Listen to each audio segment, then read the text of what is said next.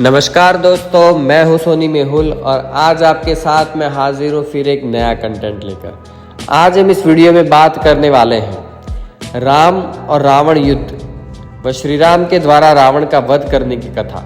आज मैं इस वीडियो में आपको किस तरह से रावण का वध हुआ उसकी पूरी डिटेल जानकारी दूंगा, तो बने रही मेरे साथ एंड तक इस वीडियो में।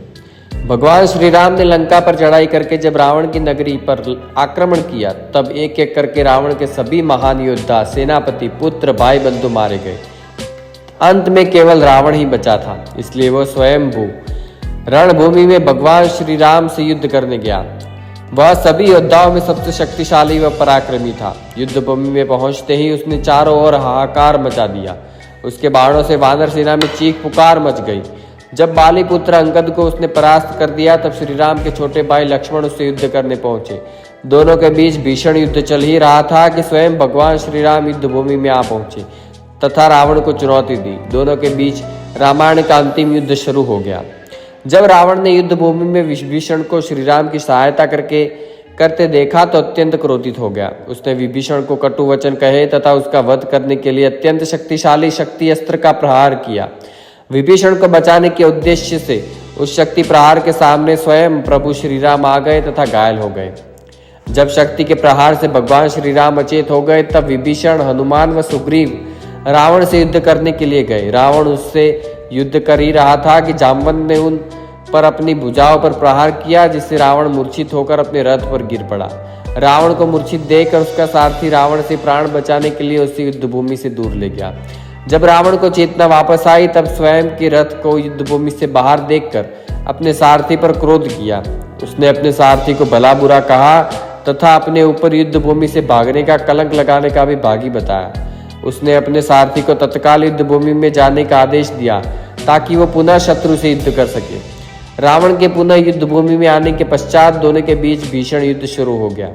रावण ने प्रभु श्री राम और उनकी सेना पर कई विध्वंसक अस्त्रों जैसे कि तामस अस्त्र, असुरास्त्र का प्रयोग किया।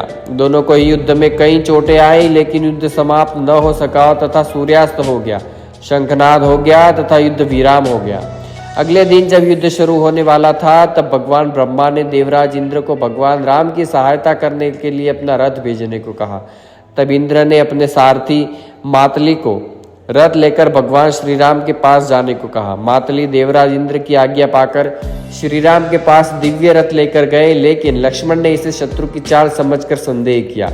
तब मातली के द्वारा रथ का दिव्य वर्णन करने के पश्चात सभी की शंका मिट गई।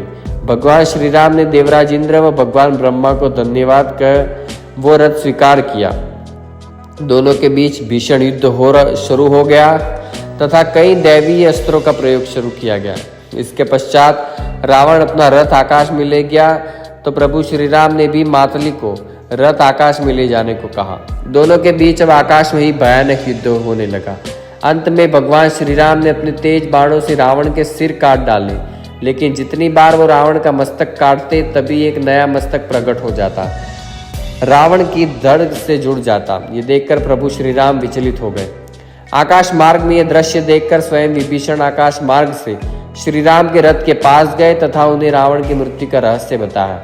उन्होंने श्री राम को बताया कि भगवान ब्रह्मा के वरदान से रावण की नाभि में अमृत का वास है। इसी के फलस्वरूप उसका एक शीश कटते ही नया शीश उत्पन्न हो जाता है। इसलिए उन्होंने प्रभु श्री राम को अपने पहले आग्नेय अस्त्र का प्रयोग करके रावण की नाभि का अमृत सुखाने का सुझाव दिया। विभीषण से रावण की मृत्यु का रहस्य पाकर श्री राम ने आग्नेय अस्त्र का संधान किया तथा उसे रावण की नाभि पर छोड़ दिया। इससे उसकी नाभि का सारा अमृत सूख गया। इसके पश्चात प्रभु श्री राम से सबसे विध्वंसक अस्त्र ब्रह्मास्त्र का संधान किया तथा उसे रावण पर छोड़ दिया।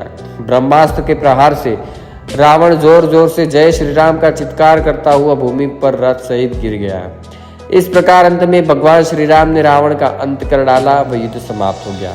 इसके पश्चात श्री राम ने लंका का नया राजा रावण के छोटे भाई विभीषण को घोषित किया व माता सीता को मुक्त कराया।